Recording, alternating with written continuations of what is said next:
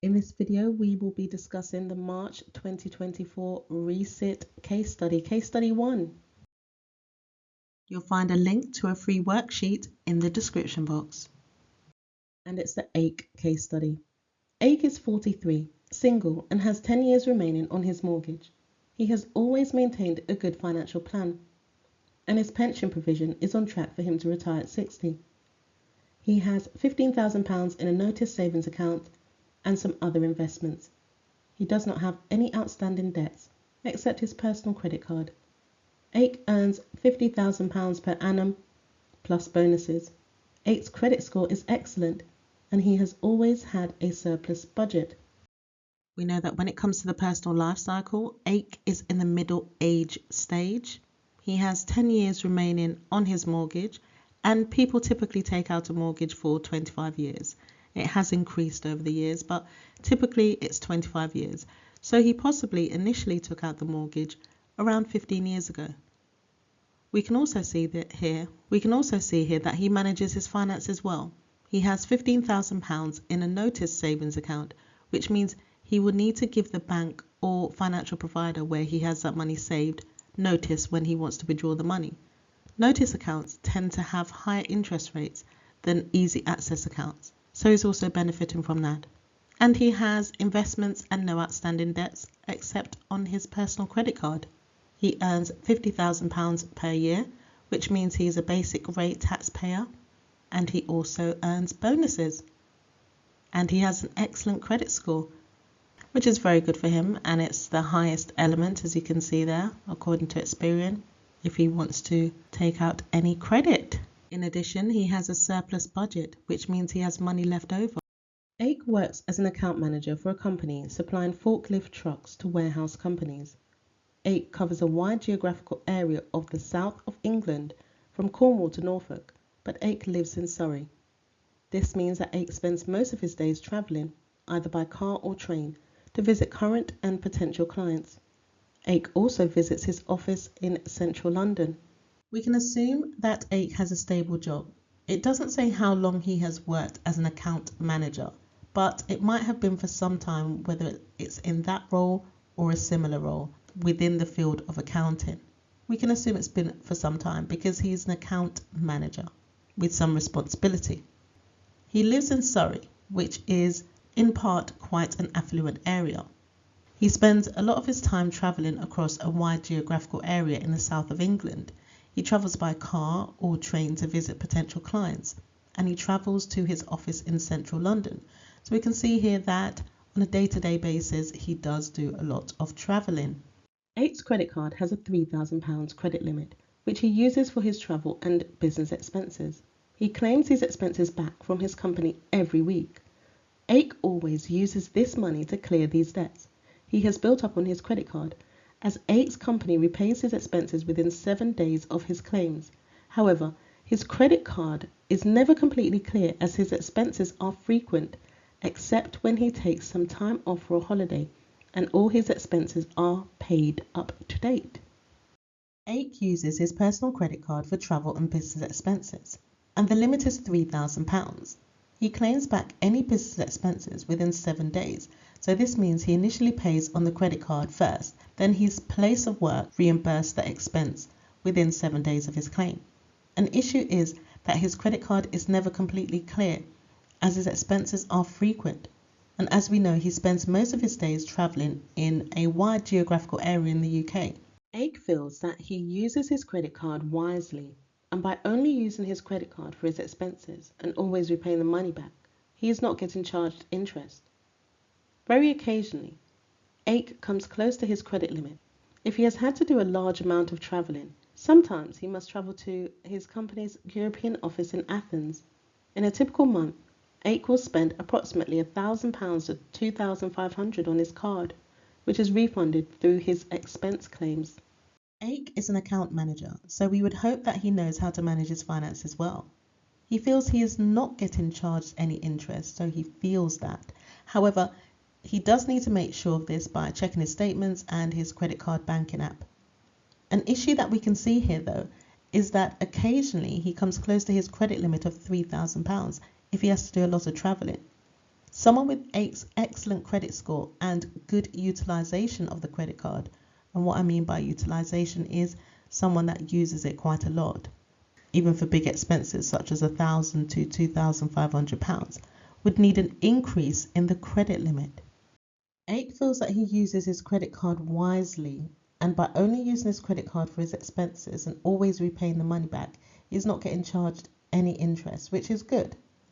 So it's good that he's making sure that he's repaying the outstanding amount every month.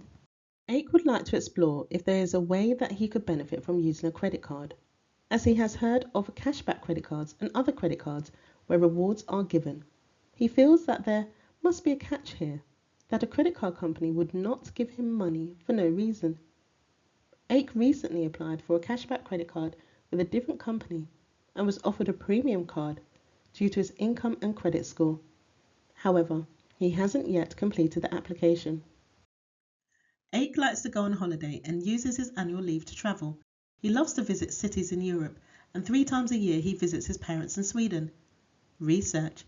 What is a rewards credit card? A rewards credit card can be used for everyday spending, but it gives rewards such as cashback, air miles, or loyalty points on some transactions. The more you spend, the more you earn, and some cards may even give you access to exclusive deals. What types of reward can I get? There's a broad range of reward credit cards on offer, but they come in 3 basic types. Cashback. Every time you spend money on your plastic, cashback cards pay a percentage back to your account. What we've also now learned about Ake is that he likes to go on holiday. He likes to use his discretionary expenditure to go on holidays in Europe. He likes to visit cities, and 3 times a year he visits his parents in Sweden.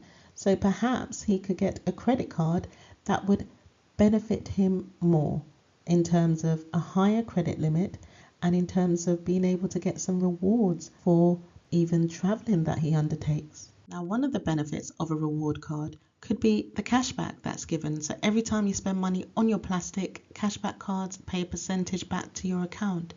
So that could be for his business expenses. Sometimes for big expenses, it could be £1,000 to £2,500 that is spent on his credit card. And that would mean that he would get a percentage back to his account, as well as when he's traveling and he's booking his holidays to Europe. When he visits his parents 3 times a year, he'd be able to get a percentage back to his account. Points. Spend on a points card and you can accrue loyalty points that can be redeemed at popular high street stores. Airline. Using an Air Miles credit card run in association with airlines builds up points you can redeem for flights, hotel rooms, and car hire. He could benefit from using a reward card for his everyday spending when he's in the UK and he's working in the wide geographical areas that range from the south of England to Norfolk to even the office that he has in central London. So anything that he spends during that period of time, sometimes it could be large expenses that range from £1,000 to £2,500. He would be able to build up loyalty points, and then he can redeem them. He can use them at popular high street stores. Now he might decide to use these loyalty points at the popular high street stores to purchase office clothing because he's an account manager, or he might decide to purchase something that he wants he might decide to use the loyalty points to purchase something that he wants when he's going to travel to Sweden. Airline. Using an Air Miles credit card. Now we know that he likes to travel 3 times a year to Sweden and he likes to visit cities in Europe. He might also be required to fly to his company's European office in Athens. Now we know that this could be beneficial for Ake because he likes to travel to Sweden 3 times a year. He likes to travel to Europe, and he would be most likely, for some of these places, he'll be using airlines. So therefore he can benefit from using an Air Miles credit card, and he can build up points that he can redeem for flights. So that means he could get discounts off certain flights in the future, or sometimes it might even be free. And car hire. So this is a worthwhile consideration for Ake. How to choose the best rewards card. With so many to choose from, it can be hard to work out which is best for you. Here are some things to look out for. 1. Seek the best return. Rewards cards can pay cash back or give you points, For example, cashback is typically from 1% to 5% or more. A points card might give you 1 point for every £1, £5 or £10 you spend. Check the terms of your card to see how much each point is worth when you redeem it. It's important to note here that rewards cards can pay cashback or give you points, so not both. 2. Look for the lowest fees. Keep in mind that some rewards cards charge an annual fee. Be confident your spending will earn enough cashback and rewards to justify the cost. If you're unsure, go for a low or no fee rewards card. 8 should definitely do his research. He should look for the lowest fees. So he should do his research, perhaps use some comparison sites as well, and to check out which reward cards would give the best kind of bonuses, but also the ones that offer and have the lowest fees. 3. Choose rewards you'll use. Points cards only give vouchers for specific stores, so even if a card offers you a great deal, make sure it fits your shopping habits. Likewise, airline rewards only offer deals on selected air carriers and hotels, so make sure it's one you're happy to use. As the points cards only give vouchers for specific stores, it's really important that Ake has a look and checks out whether these are stores that he wants to shop at, or it's going to be pretty pointless if he's able to redeem vouchers for specific stores that he's not interested in. And likewise, airline rewards only offer deals on selected air carriers and hotels, so he needs to look into that as well. Is a rewards card right for me? A rewards credit card could be right for you if you're able to use a card responsibly and pay off the balance on time and in full every month. If that is the case, then you don't need to change your spending habits, and the rewards will become a handy bonus to your regular credit card use. In addition, a rewards credit card linked to a particular retailer could prove even more valuable if you already shop there regularly. We know that Ake manages his finances well. He always pays off the credit card balance in full every month when he is reimbursed by his employer. So he would not really need to change his spending habits here, and the rewards may be useful for him.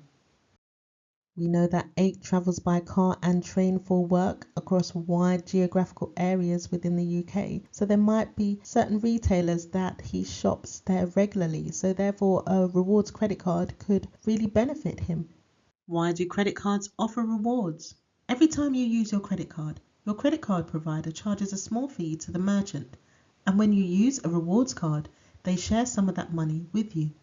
By offering rewards, your credit card company encourages you to spend more widely.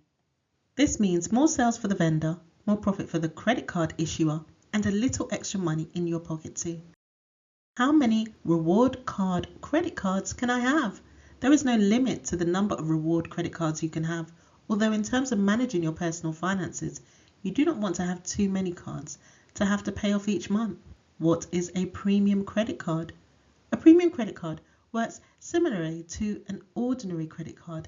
You buy goods and services and have a credit limit. In the case of these most exclusive credit cards, however, you will need to have an excellent credit history in order to be successful in your application. This is because the difference with these exclusive credit cards is that the spending limit is much higher, and they come with a range of special perks and rewards. There isn't a limit to the amount of reward credit cards that Ake could have. Ake might have a reward credit card that focuses on cashback, and he might have another one that focuses on points.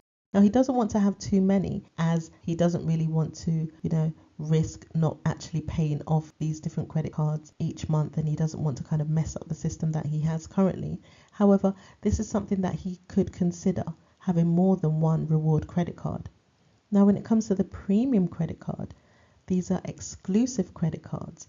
Now, an individual needs to have excellent credit history. We know that Ake has got excellent credit history. And with these premium credit cards, the credit limit is much higher. Now, his current credit card, the limit is £3,000. And often, there have been times where Ake is nearing the credit card limit of £3,000. And he doesn't want that. He needs to make sure that he has a higher credit limit. And the premium credit cards could offer that. What is included with a premium credit card? The main selling point of premium cards are the exclusive benefits available to cardholders. These will vary depending on the card you choose, but may include a high credit limit, comprehensive worldwide travel insurance for you and your family, breakdown cover or roadside assistance, reward or loyalty points, which you can exchange for a wide variety of goods and services, including flights, a concierge or personal assistant service available 24 hours a day to help you arrange almost anything, access to exclusive airport lounges worldwide. Now here are some of the benefits of premium credit cards, and we can look at it in regards to AIC. Now it does say here it depends on the card that you choose, so that must be taken into account. Now a high credit card limit is something that AIC could benefit from. Currently has £3,000 on his limit and he needs more. There are some times that he's got large expenses where he would have to spend £1,000 or £2,500 within a given time period, and so therefore he does need to have a higher credit limit. Comprehensive worldwide travel insurance for you and your family. We know that AIC likes to travel to Sweden 3 times a year. He does like to travel to Europe, and also if he was to have a family in the future, they would also be covered. Breakdown cover or roadside assistance. We know that AIC uses his car at times when he's travelling within the UK for work. Reward or loyalty points, which you can exchange for a wide variety of goods and services, including flights. So this is something beneficial. We know that AIC likes to travel a lot. He likes to take in terms of flying within Europe. So that would be very beneficial for him. A concierge or personal assistant service available 24 hours a day to help you arrange almost anything. Now we know AIC as an account manager is quite busy in terms of he travels to lots of different destinations within the UK for work. So having a personal assistant type service, then that could be very beneficial. Also it could help him when he needs to book any flights, when he's booking his annual leave and so forth, when he might need a reminder in terms of claiming expenses back from work. So all of this could be quite beneficial for him. Access to exclusive airport lounges worldwide. Well, that would be very good in terms of the fact that he likes to travel in Europe and he goes to Sweden 3 times a year to visit his parents. For some people, particularly those who travel frequently, these benefits can be very appealing, saving time and making life a little easier and more comfortable. How does it compare to a standard card? Exclusive credit cards almost always come with an annual fee, whereas many ordinary credit cards do not. The rewards are greater than those available with ordinary cards, and you're able to spend a lot more on your premium credit card because the credit limit, the maximum amount you're allowed to spend, will be set much higher. What are the advantages of premium credit cards? Premium credit cards give you access to services that may be very useful for you if you travel frequently. For example, access to premium airport lounges and comprehensive travel insurance. Some very high-end premium credit cards are available on an invitation-only basis, while others specify a minimum income that cardholders must meet. For those who travel frequently like AIC, these benefits can be very appealing. It would help to save time for him and make life a little easier and more comfortable for him. However, these exclusive credit cards almost always come with an annual fee, so that's a disadvantage. Whereas many ordinary credit cards, like what AIC has now, where he has a limit of £3,000, they do not have these kind of benefits. The rewards are greater than those available with ordinary cards, but there is going to be a fee. But in addition, with these premium exclusive type credit cards, the credit limit is going to be much higher. AIC might want to have access to the premium airport lounges when he travels in Europe. And the comprehensive travel insurance might cover things like any cancellations for flights. It might cover travel delays or lost passport or stolen baggage. So all of this would help to make things a little easier for him if it was covered in terms of the insurance there. And some very high-end premium credit cards are available on invitation-only basis. Now we know that AIC applied for a cashback credit card, and then he was invited to apply for a premium credit card. So he did get that invitation. Others specify a minimum income that cardholders must meet. And we know that AIC's income is £50,000 per year. Most premium credit cards will insist on a strong credit history, so it could be worth checking your credit report before you apply. Are there any disadvantages? The cost can be much higher than ordinary credit cards. If you make use of all the services, then the best premium cards can be worthwhile, but you need to weigh up whether you will make the most use out of the perks. Also, because the credit limit is high, you may be tempted to spend a lot on the card, so you do need to have a plan to pay off the balance. Most premium credit cards will insist on a strong credit history. We know that Ake has an excellent credit score and he was invited to apply for a premium credit card. That's a very good point that you need to ensure that you remember. However, the cost can be much higher than ordinary credit cards, and that's something that needs to be taken into account. The costs are going to be higher, but Ake does have a surplus budget at the end of every month and he's earning £50,000 per year. But he does need to weigh up whether he would make the most out of the perks or not. And also because the credit card limit is high, he might be tempted to spend a lot on the card. However, Ake is an account manager and he does seem to be quite disciplined. He's got a notice savings account, so he's got £15,000 in that notice savings account, and you have to be quite disciplined if you're going to have that type of account, because it's not something that you can have easy access to. So he does seem to be quite disciplined in regards to his finances, and so I don't think we need to worry too much about this account manager being tempted to spend a lot on his credit card.